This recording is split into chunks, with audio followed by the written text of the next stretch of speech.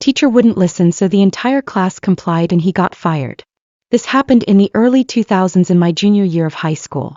The district had just built the third high school in our city and most of the teachers were new. The band director was one of those new hires. He was qualified for the job, but had zero people skills and was extremely abrasive towards students. He had previously taught university, and could not wrap his head around the fact that high school students are not college-level music majors, who live in practice rooms and write symphonies in their sleep. His normal behavior consisted of berating students for not knowing university-level curriculum, talking down to everyone about how he can't understand why they were so incompetent, and stopping rehearsals to go on long tangents about things that had nothing to do with music. Every day at least 2 to 3 students would leave class in tears. We complained to the higher-ups and they repeatedly brushed it off. He made students hate attending his music classes, and many dropped band and orchestra as a result. One of the classes he taught was supposed to be Intro to Music Theory.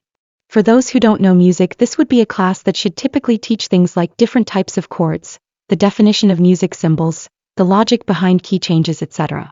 At the first class of the year there were about 25 kids enrolled. Most of these were music and drama kids who wanted to be teachers or performers in the arts one day. On the first day he handed us a quiz because he wanted to see how much we knew. I think there were maybe 3 to 5 kids who were able to attempt a single question on the quiz. No one got a single answer right. That's how advanced it was. Imagine signing up for what you think is a basic pre-algebra class and walking into advanced calculus. This teacher spent the entire class period berating us for not being prepared when no one could even attempt his quiz. We told him, "This is an intro class. None of us have learned anything like this before," and his response was, "Really? I thought this was an advanced class." The next class period there were maybe 15 kids enrolled. He did the same thing. Asked us to perform something we can't even understand and then berated us for not being prepared. At every class he would say, "I thought you all were musicians. This is supposed to be an advanced class." By the end of the second week, there were 6 students left enrolled in this class, including myself. He softened up slightly to those of us who stayed and seemed to think we were his prize students and that this was his class of elites. Think Professor Slughorn from Harry Potter. In truth, we all thought he was insane and cruel, but the 6 of us had sufficient music background and experience to understand a fraction of his lessons. Without the bell curve we all would have failed his class. A few months go by and we are at the end of the first semester. By now, every student connected to music in the school hated this guy, and repeated complaints had done nothing to fix the problem. The admins filed away every complaint, but never did anything more than remind him that he's supposed to be more kind to students. He changes nothing and still berates students and makes them cry. So when it comes to the final exam for his theory class, he decides that he wants to give it to us early so that on the day the final is supposed to be scheduled, we can have a class party instead. Of the 6 of us left, 4 of us have the same period after his class together as well. That class was AP English and we were prepping for the AP test. We had no problem with a class party in music right before the AP prep exam, so we didn't complain. The day comes of our music final exam and after we finish the test he tells us that for our class party, he wants to take us all to breakfast at a new IHOP that opened 20 minutes away. His class was first period. We try to tell him all the issues with this plan. We aren't allowed to leave campus without permission slips. It was a closed campus policy due to an incident where a student who left campus for lunch got hit by a car and was killed.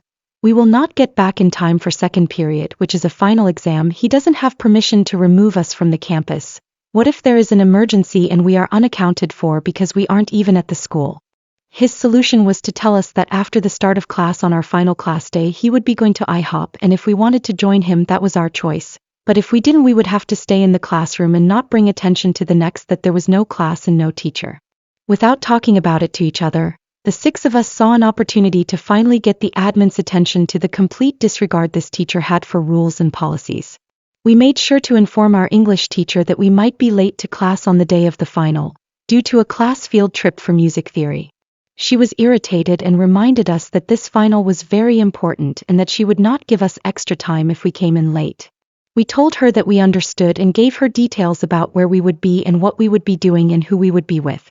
She said she still expected us to be in her class. On the day of the final we all went to IHOP.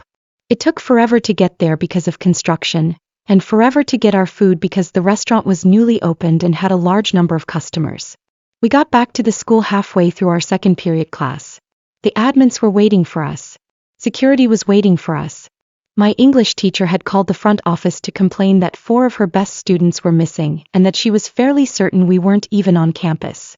The admins had checked attendance and seen that we were all marked present that morning, and they had searched the entire school looking for our class. The 4 of us walked into our English final to a livid teacher. We knew she was pissed at us, but couldn't punish us beyond saying we had the same remaining time as the rest of the class, since we had been with the teacher in our absence. None of us did as well in the final as we could have if we had the full 87 minutes, but we were doing well enough in the class already that the lesser marks didn't affect our overall grade too much.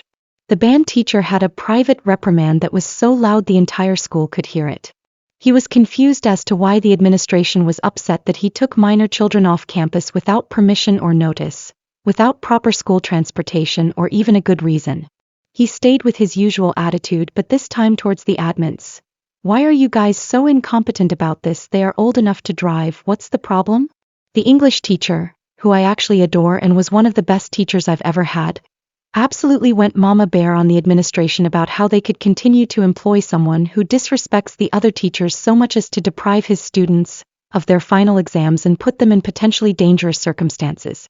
He told us to drive ourselves to the restaurant, and any accidents or medical issues would have been the school's fault. He was fired later that day. Many of the students had a gleeful but confused reaction, since the 6 of us weren't talking to anyone about it. All most people knew was that this tyrant of a teacher was gone. We didn't spread the story very much about how it happened because we still feared being reprimanded for our involvement, since he technically gave us a choice to go with him or stay, but I always smiled when people gossiped about what the final straw was that got him fired.